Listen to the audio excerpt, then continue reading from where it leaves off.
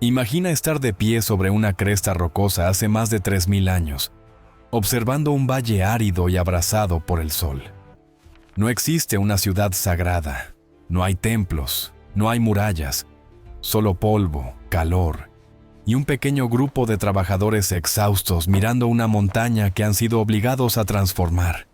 No lo saben aún, pero el trabajo que están por comenzar definirá el corazón espiritual de medio mundo. Esta es la historia de cómo Jerusalén, una ciudad disputada durante milenios, fue tallada a partir de roca implacable por personas cuyos nombres la historia jamás registró. ¿Cómo lo lograron? ¿Cómo era realmente la vida diaria de los constructores que levantaron una ciudad destinada a convertirse en sagrada para miles de millones? Para entender cómo nació Jerusalén, tenemos que retroceder a un tiempo en el que la ciudad no era más que un paisaje abrupto, colinas de piedra caliza y una fuente de agua que apenas brotaba entre las rocas. Nada en ese terreno gritaba gran capital. Al contrario, cualquier arquitecto moderno lo vería y diría: aquí no se puede construir nada. Pero los antiguos no tenían esa opción. Tenían órdenes y ambición. Lo primero que enfrentaron los constructores fue el problema más básico: la roca misma. Jerusalén se levanta sobre un tipo de piedra dura llamada Misrai, perfecta para construir, pero infernal para extraer.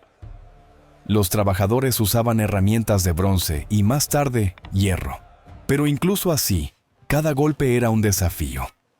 Imagina pasar horas bajo un sol despiadado, golpeando la misma grieta de roca una y otra vez, hasta que finalmente cedía. Las canteras de Jerusalén eran lugares ruidosos, polvorientos y peligrosos. El sonido del cincel contra la piedra era constante, acompañado del crujido de la roca y el eco profundo de los bloques desprendiéndose.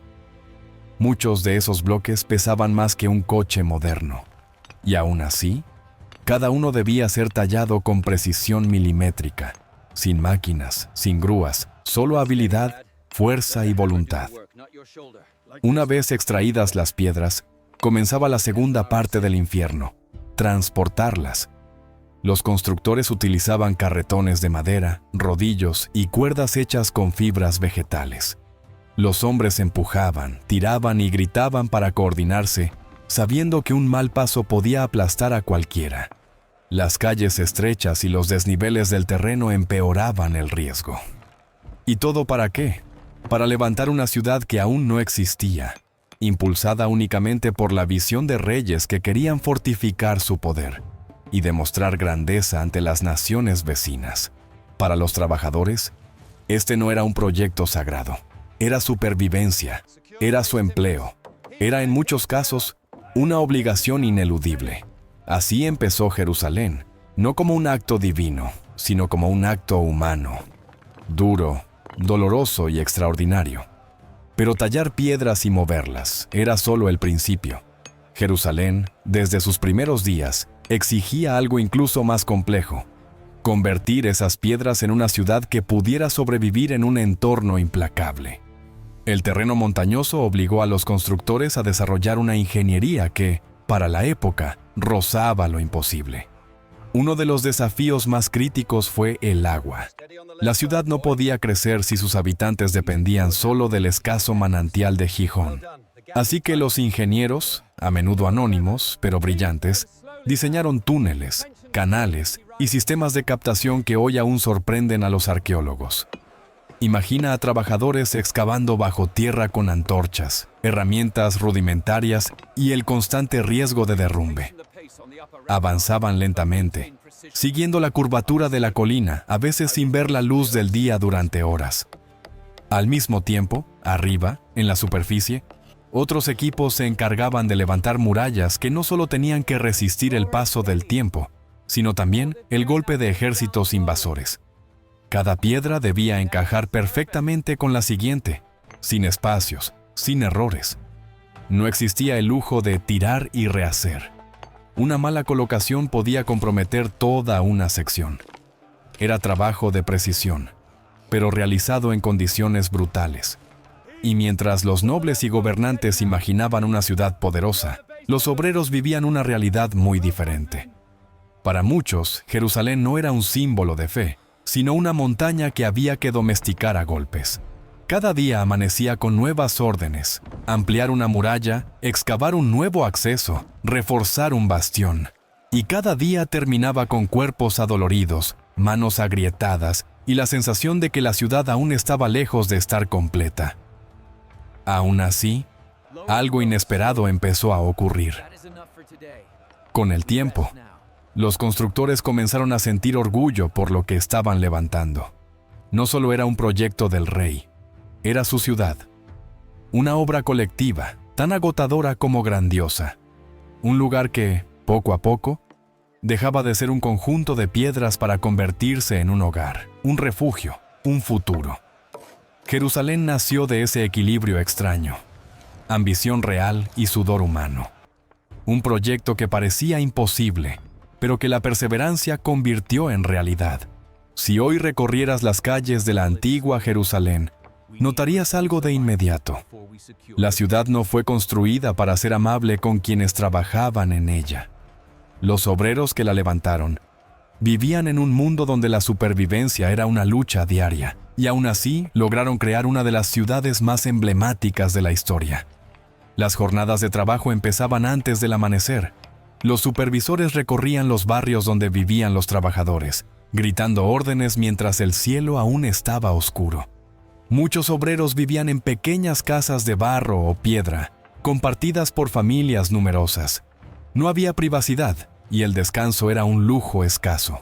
El sonido de los animales, los gritos de los niños y el bullicio del mercado eran constantes. La alimentación era sencilla, casi siempre la misma: panes planos, aceite, aceitunas, queso duro y, en ocasiones especiales, pescado seco. La carne era un privilegio reservado para los días festivos o para quienes trabajaban directamente para la élite. Y aún así, la energía que necesitaban para mover piedras gigantes o excavar túneles era descomunal. Imaginarías que estarían desnutridos, pero la realidad es que desarrollaban una resistencia física extraordinaria. El ambiente de trabajo era igual de duro. Los obreros se organizaban en grupos: los canteros, los transportistas, los carpinteros, los aguadores, los excavadores. Cada grupo tenía su propio ritmo, sus propias herramientas y sus propios peligros. Los canteros estaban expuestos al polvo de la piedra, que dañaba los pulmones. Los transportistas sufrían lesiones constantes por levantar pesos imposibles. Los excavadores pasaban horas en túneles oscuros donde una chispa accidental podía significar muerte por derrumbe. A pesar de todo, en los descansos breves que tenían, la comunidad florecía. Las mujeres traían agua, los niños correteaban entre las piedras y los ancianos contaban historias sobre cómo la ciudad, esa ciudad aún en construcción, cambiaría el futuro de todos ellos. Había música, a veces tambores, a veces cantos improvisados. Pequeños momentos de humanidad entre jornadas que rozaban la brutalidad. Y aunque suene sorprendente, había algo más poderoso que el cansancio: la sensación de estar construyendo algo que trascendía sus propias vidas. Pero la vida de los constructores de Jerusalén no era solo trabajo físico. También estaba marcada por un tejido social complejo, lleno de jerarquías, tensiones y rituales que daban forma a su día a día. A pesar de ser obreros, no todos ocupaban el mismo nivel. Existían maestros canteros respetados, artesanos especializados, transportistas de bajo rango e incluso trabajadores forzados, muchos de ellos prisioneros de guerra o pueblos sometidos. Cada uno sabía exactamente cuál era su lugar. El trato no era igual para todos. Un maestro cantero podía gozar de ciertos privilegios: mejores raciones, un salario más alto, la posibilidad de vivir más cerca de la ciudad amurallada. En cambio, los obreros menos especializados sobrevivían en los bordes de la ciudad, en barrios humildes donde la falta de higiene y las enfermedades eran frecuentes. Las infecciones, los accidentes y las fracturas eran parte de la vida cotidiana, y no existían médicos en el sentido moderno. Las curaciones dependían de ungüentos herbales, rituales religiosos y la esperanza de que el cuerpo resistiera. Aún así, había un elemento que mantenía cohesionada la comunidad: la fe en el destino de Jerusalén. Incluso quienes no lo expresaban abiertamente sabían que estaban formando parte de algo más grande que ellos. Los sacerdotes visitaban los campamentos para ofrecer bendiciones antes de proyectos difíciles. Había ceremonias pequeñas pero significativas antes de colocar las piedras fundamentales de un muro o iniciar la excavación de un túnel. Estos rituales proporcionaban motivación, protección simbólica y una excusa para detener el trabajo unos minutos. Las noches eran un mundo aparte. Cuando el sol caía, los obreros se reunían alrededor de fogatas, compartían historias, se burlaban de los supervisores, celebraban los pequeños triunfos del día y cantaban canciones que habían heredado de generaciones anteriores. En esas horas silenciosas, lejos del ruido de los cinceles, Jerusalén dejaba de ser un proyecto agotador y se convertía en algo más íntimo: su hogar, su legado, su futuro. Irónicamente, muchos de ellos jamás vivirían para ver la ciudad completamente terminada. Pero sus hijos, y los hijos de sus hijos, crecerían en un lugar que ellos mismos habían ayudado a levantar con callos, sudor y perseverancia. Y ese, para ellos, era el mayor premio: sentirse parte de la historia, aunque sus nombres no quedaran grabados en ella.